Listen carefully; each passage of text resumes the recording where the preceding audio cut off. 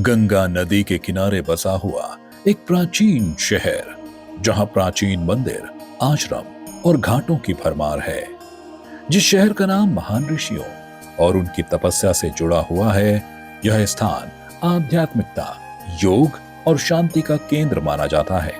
उस पावन भूमि ऋषिकेश में एक बार फिर ब्रह्म कमल ट्रस्ट ने हर वर्ष की अपार सफलता और श्रद्धालुओं की अनगिनत भावनाओं को संजोते हुए वार्षिक कार्यक्रम भक्ति पर्व 2025 का भव्य आयोजन किया, जिसमें भक्ति, आस्था और संस्कृति का दिव्य महाकुंभ देखने को मिला। भक्ति के इस पर्व में शामिल होने ऋषिकेश, देहरादून, टिहरी सहित प्रदेश और देश विदेश से श्रद्धालु बड़ी संख्या में ऋषिकेश के श्यामपुर स्थित अनिल फार्म में पहुंचे। भक्ति पर्व में उत्तराखंड की दैवीय संस्कृति, लोक कला और भक्ति का अप्रतिम संगम देखने को मिला।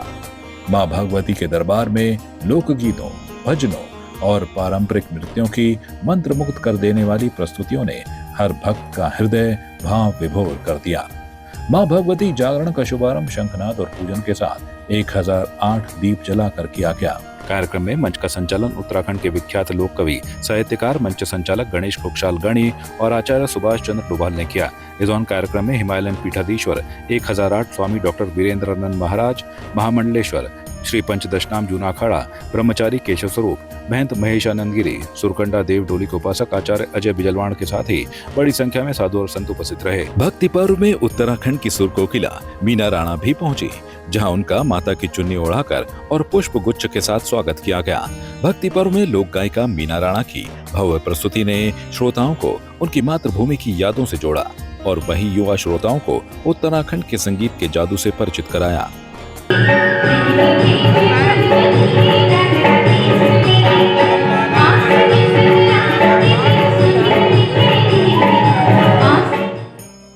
लोक गायिका मीना राणा ने कहा कि भक्ति पर्व का पिछले साल से और बेहतर और भव्य तरीके से इस साल भी आयोजन हुआ है और ऐसे जो जागरण आयोजित होते हैं उनसे हमारी युवा पीढ़ी को अपनी संस्कृति के बारे में जानने और देखने का मौका मिलता है। मीना राणा ने कहा कि ऐसे आयोजनों से हमें हमारी संस्कृति का मूल पता चलता है। भक्ति पर्व में उत्तराखंड की स्वर कोकिला मीना राणा जी भी जो है यहाँ पहुँची हुई हैं और एक बहुत ही सुंदर और भव्य प्रस्तुति जो है उन्होंने इस साल भी दर्शकों को दी है, श्रद्धालुओं को दी है। मैम, सबसे पहले तो आपका स्वागत करना चाहूँगी मैं संवाद 365 में। धन्यवाद मैम। पिछले वर्ष भी जो है आप यहाँ पहुँची हुई थी, इस साल भी जो है इस कार्यक्रम का आयोजन किया गया है, आप यहाँ दोबारा पहुँची हुई है, क्या कुछ कहना चाहेंगी आप?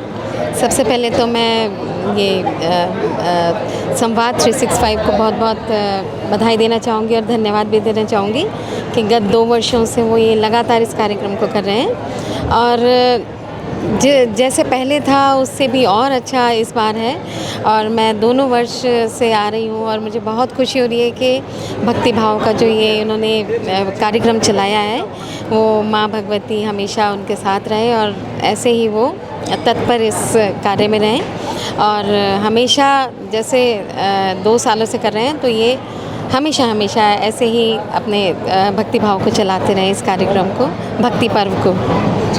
मैम, जब इस प्रकार के जो आयोजन होते हैं, क्योंकि हम लोग जो है अब शहरों में बसने लगे हैं, अपने गाँव से दूर, अपने पहाड़ से दूर और कई वो पुरानी जो परंपराएं हैं उनसे दूर हो चुके हैं। ऐसे में जो है जो इस प्रकार के आयोजन होते हैं, क्या देखते हैं आप कैसे जो है लोगों तक जोड़ते हैं और ये काम आते हैं कि नहीं आते हैं लोगों तक जो है पुनः उनकी संस्कृति से उन्हें जोड़ने के लिए? बिल्कुल, हमारे जब ऐसे भक्ति भाव के कार्यक्रम होते हैं या अन्य कोई भी कार्यक्रम होते हैं, खासकर आज जो भक्ति भाव का कार्यक्रम है तो ये अपनी संस्कृति से हमें ज़रूर जोड़ता है, अन्य जितने भी यहाँ पे दर्शक आए हुए हैं, क्योंकि हमारे भक्ति जैसे हमारे जो जागर हैं, पवाड़े हैं और भी भक्ति हमारे ढोल दमों यहाँ पर बज रहे हैं, तो इससे हमारे जो आने वाली पीढ़ी है या फिर जो यहाँ पे बच्चे बैठे हुए हैं उनको भी हम लोग दिखा सकते हैं कि हमारी संस्कृति क्या है और उनको भी इससे अवगत करा सकते हैं कि चाहे वो कहीं भी रहें, शहरों में रहें, कहीं भी रहें, पर लेकिन हमारी संस्कृति ये है।